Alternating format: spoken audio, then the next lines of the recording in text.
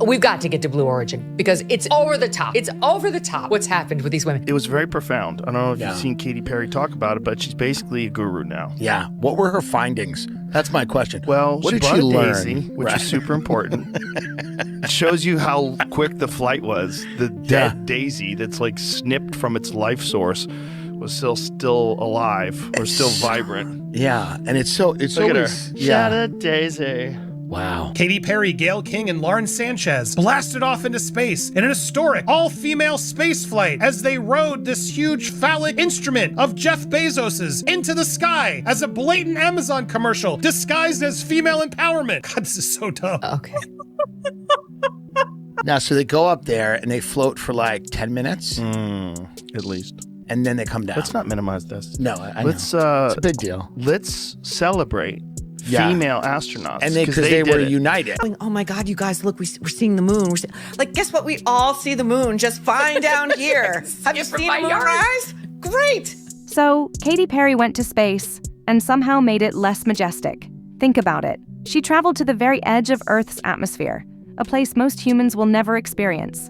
And what did she do? She stared straight into a camera like she was filming a music video, Earth behind her, endless void in front of her, and somehow it was still all about her face. 6 celebrity women, including Gayle King, Katy Perry, and Lauren Sanchez, who is the plastic fiance of Jeff Bezos, took a Blue Origin rocket into space on a trip that lasted from takeoff to touchdown less than 12 minutes in total. Well, this voyage lasted 11 minutes. I know some people are gonna disagree with me here, but 11 minutes really isn't that long, and you really can't accomplish that much in 11 minutes. Welcome to 2025, where billionaires launch celebrities into orbit, and celebrities launch their egos right back at us. This wasn't the space race, it was the clout race. And now, South Park, bless their unfiltered, savage, beautifully toxic hearts, and is getting ready to drag every last one of them back down to Earth, one brutal episode at a time.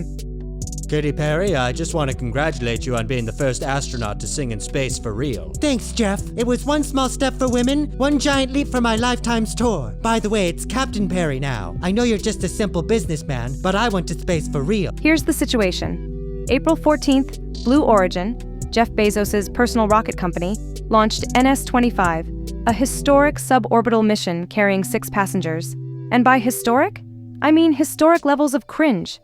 This wasn't NASA, this wasn't Apollo 11, it was a vanity project with better lighting. The passengers, TV host Gayle King, former pro football player Ed Dwight, a couple of anonymous millionaire weirdos, and of course, Katy Perry. Yes, that Katy Perry, the I Kissed a Girl pop star. The woman who once wore a cupcake bra to the Grammys. Somehow, she ended up aboard a spaceship, and instead of being humbled, inspired, or moved, she turned it into content farming. She stared into the camera, not at Earth, not into the infinite blackness, but at the camera, because heaven forbid we go 5 seconds without a close-up. And there has been, that's the other thing, there has been female astronauts. Let's not minimize this. Let's not minimize this. This was supposed to be a spaceflight, and she treated it like the confessional booth on Keeping Up with the Kardashians. And look, to be fair, if it were just a tone-deaf moment, we could have laughed it off and moved on. But Katy Perry, queen of not knowing when to log off, decided to double down. After the internet clowned her, she posted a video compilation of the criticism, captioning it, "Imagine getting dragged for inspiring young women to explore space." And it's women who are behind the scenes at NASA and contributed to the space program. Okay, that I get. What did these women do? Like, honestly, one is sleeping with a billionaire who created this program and is jetting people, outer space for like 10 minutes, for as long as like your average YouTube video takes. Yes, you heard that right. She actually thinks people mocked her because she's a woman, not because she made space look less cool than a TikTok dance. This is the move now, isn't it?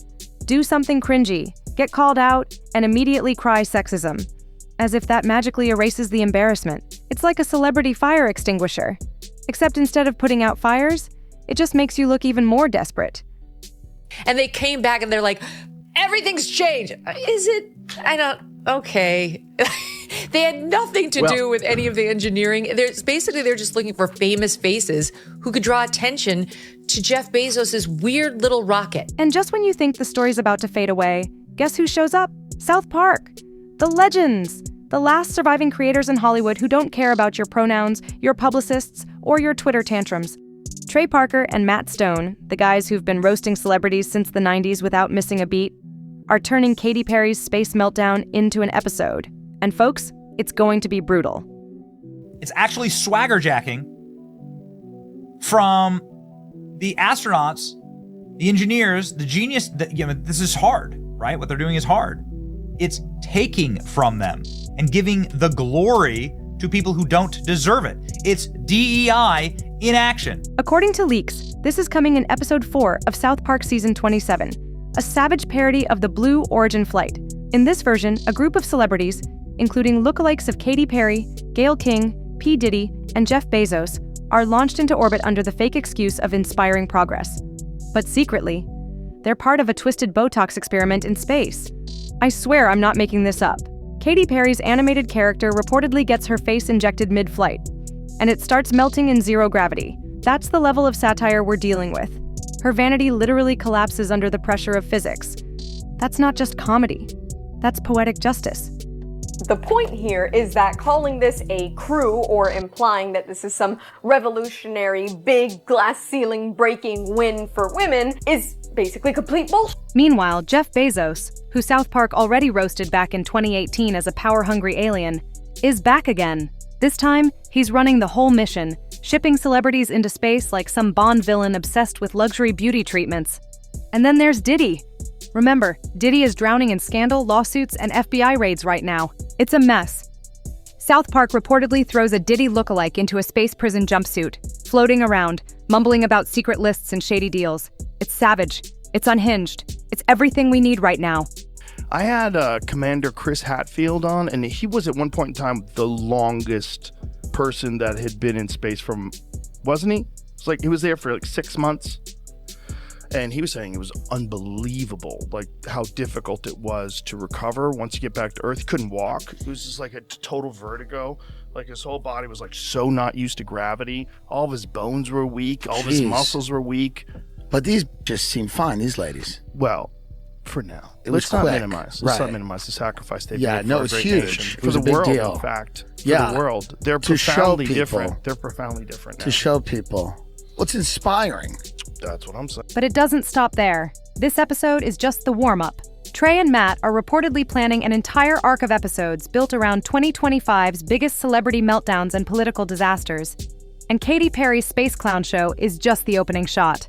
There's a DEI-themed special coming this summer too, and I can almost guarantee Katy's going to pop up there again. You see, South Park has cracked the code. They realized that if you just parody reality exactly as it is, it becomes the funniest thing imaginable. Because reality in 2025, it's already a cartoon. Katy Perry, in other words, had certainly set the bar high for herself. She was so insufferably stupid and ditzy before the flight that everybody wondered if she could come up with anything even dumber when she landed. Katy Perry went up to the space yesterday and she spent no more than 4 minutes of intense pleasure up there.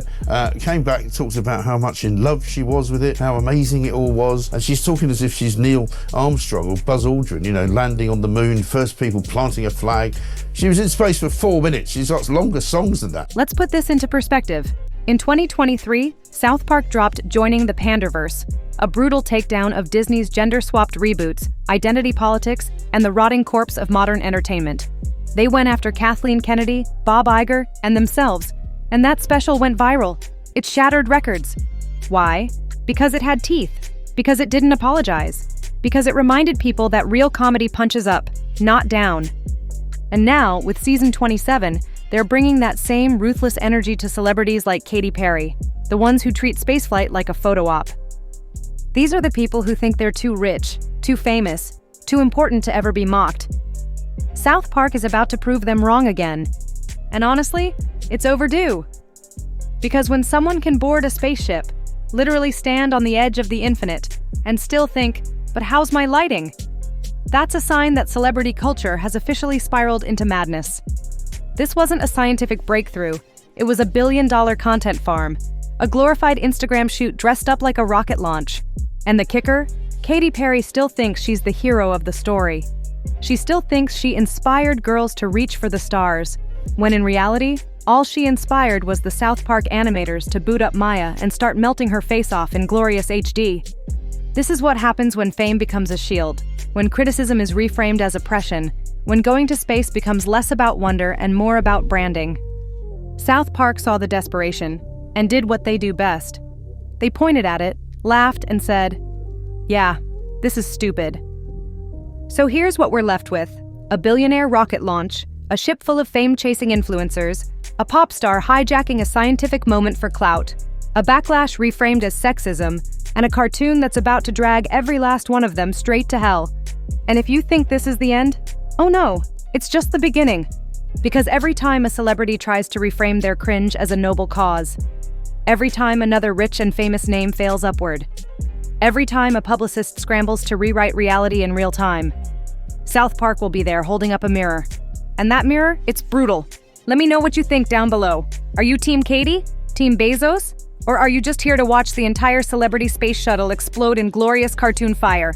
Smash that like button, subscribe if you believe satire still matters, because even in space, you can't escape the cringe. Now we have to witness, who is it, Katy Perry? I didn't even know she was still relevant. It was flat but quiet. Like these profundities, Walter. Buckle up. I have no doubt that it was a cool experience. It was not historic or significant in any way, but it was still, I'm sure, cool. More than cool, it must have been profound and quite moving. It's a shame then that it was wasted on a woman with the wisdom and intellectual depth of a newborn poodle. Just so ridiculous the way some of the media were covering it, the way they were like self-congratulatory. They've gone next level. Absolutely insane. I don't know if it's just woman cringe, Hollywood cringe, or elitist billionaire privilege cringe, but it's absolutely insane. Okay. I had to come back. I mean, we're getting married. If I didn't come back, that would be a bummer for me. 5 women went up into space, right? Jeff Bezos, the man who paid for it all, sent his wife up, which tells you something about their marriage, doesn't it? I think he was hoping she wouldn't come back. Has shot a bunch of women tourists who are totally unqualified to be astronauts in a remotely controlled spaceship for 10 minutes into orbit. How insufferable, all the feminists aboard? How much do we not want this rocket to return to Earth?